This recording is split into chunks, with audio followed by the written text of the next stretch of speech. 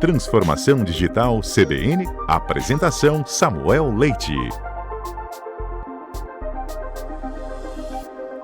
E aí pessoal, tudo certo? Aqui é Samuel Leite, essa é mais uma edição do Boletim de Notícias aqui do Transformação Digital CBN. Bom, no dia de hoje eu gostaria de dividir com vocês algumas reflexões em relação a um tema absolutamente necessário e que a gente aborda aqui de alguma forma recorrentemente no programa, que é os cuidados que a gente tem que ter com a saúde mental, não só com a nossa própria saúde mental efetivamente, mas dos nossos filhos, das nossas crianças, enfim, dos adolescentes, sobretudo nessa era hiperconectada que a gente vive. E eu venho dividir com vocês, na verdade, algumas reflexões que vieram a partir de uma pesquisa que vazou recentemente, né? A gente teve um caso emblemático aí por meio de uma ex-alta funcionária do Facebook, a diretora Frances Haugen, que vazou, na verdade, uma série de documentos internos, sendo que alguns desses documentos mostravam que a empresa entendia, sabia, tinha conhecimento do potencial do Instagram de impactar negativamente a saúde mental e a imagem corporal de uma pessoa, sobretudo entre adolescentes. Esse foi um assunto bastante que repercutiu muito nos últimos tempos, e é um pouco sobre essa reflexão que eu gostaria de livremente dividir com vocês. Vem aumentando significativamente, a gente percebe isso nas conversas que a gente tem com as pessoas que a gente sempre traz aqui para um programa, enfim, os relatos de que jovens e adolescentes estão sem um apoio, sem um suporte dos pais para poder lidar com essa situação. E isso é muito sério. Na prática, eu falo aqui também, tomo a liberdade de falar como pai também de crianças que não ainda são adolescentes efetivamente, né? Os meus filhos ainda não têm idade para entrar no que se figura como adolescentes, né? Que é as crianças que já nasceram no momento onde as redes sociais eram um instrumento ali recorrente, ativo de conexão com as pessoas, né? É muito comum, por exemplo, você ter crianças que se conectam, conversam, interagem mais pelas redes sociais do que fora delas, né? Existe ali uma extroversão digital e uma introversão, digamos assim, social, né? Presencial, que foi também, infelizmente, impulsionado em razão da pandemia e dos protocolos de distanciamento social. Então a gente teve todo um ecossistema, uma janela triste que acabou se abrindo para potencializar esse tipo de situação.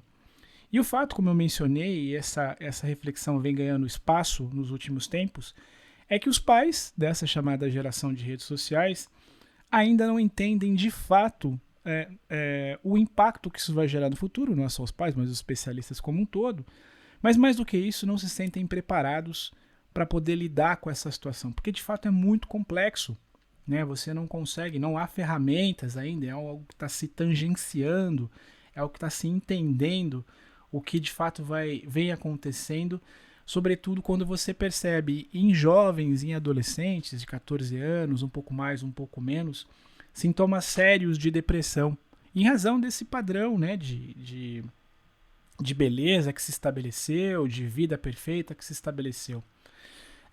Esse recente fato que envolveu essa diretora do Facebook vazando esses documentos tornou público, por exemplo, uma iniciativa do Meta, então Facebook à época, que ia lançar uma espécie de um Instagram para crianças abaixo de 13 anos. A gente lembra que abaixo de 13 anos as crianças não podem ter um perfil no Instagram, e a gente sabe que eventualmente, até muitas vezes por conivência dos pais, as pessoas acabam criando seus perfis ali e tudo mais, mas elas acabam não, digamos, entrando no Instagram, apesar de que a ferramenta havia, de alguma forma, estava em vias de criar um recurso importante para poder permitir que crianças pudessem ter os seus perfis dentro dessa nova rede social, ou dessa versão do Instagram para crianças. O fato é que as denúncias da ex-executiva fizeram com que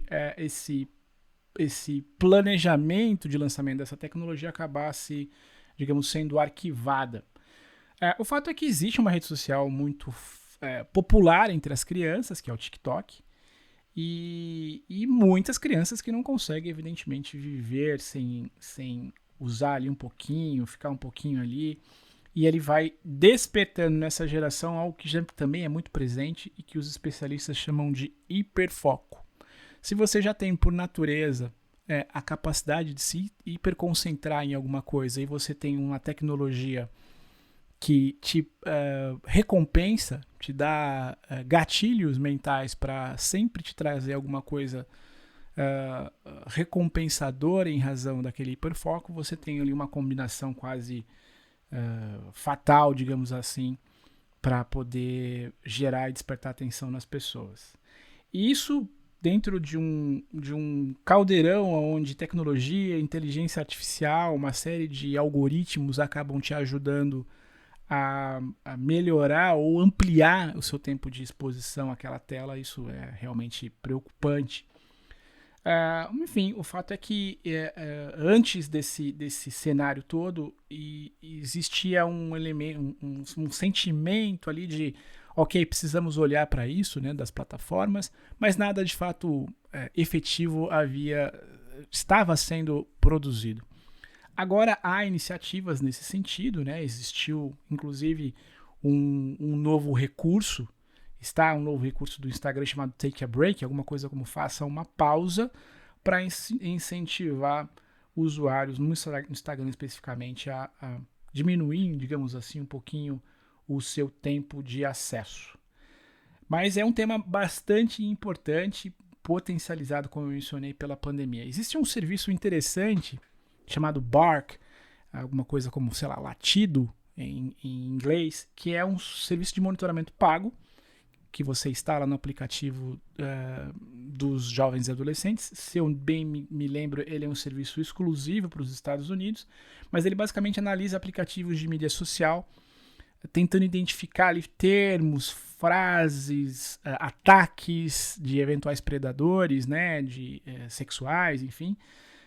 E essa tecnologia identificou um aumento de 143% nos alertas enviados sobre temas relacionados a depressão, suicídio, automutilação, enfim, temas que infelizmente são muito recorrentes em crianças que estão afetadas por esse tipo de situação.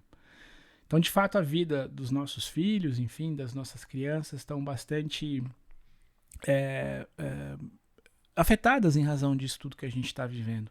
É um momento de atenção, é um momento importante para a gente tratar desse tema. A gente vai recorrentemente revisitá-lo aqui no Transformação Digital CBN, porque a gente entende da importância de atuar com seriedade em relação a essa agenda toda, não só como profissionais de comunicação que somos, mas também como pais, enfim, parte importante da nossa audiência tem conexão direta com esse tema.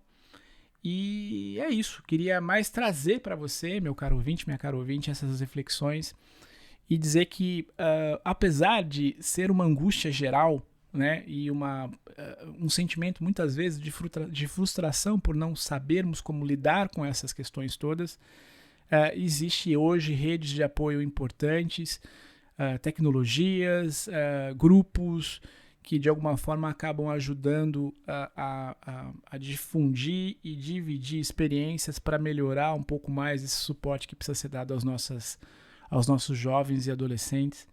Mas o acesso assistido, a proximidade, a empatia, o olhar de perto segue sendo elementos importantes para combater, digamos assim, esse mal que atinge a todos, né? Não só os nossos jovens e adolescentes, como eu mencionei aqui, mas a toda a sociedade como um todo que entende a importância do uso consciente da tecnologia, da internet, como instrumento de transformação das nossas realidades e que isso possa, de alguma forma, diminuir os impactos negativos que a gente sabe que existem e são muito sérios.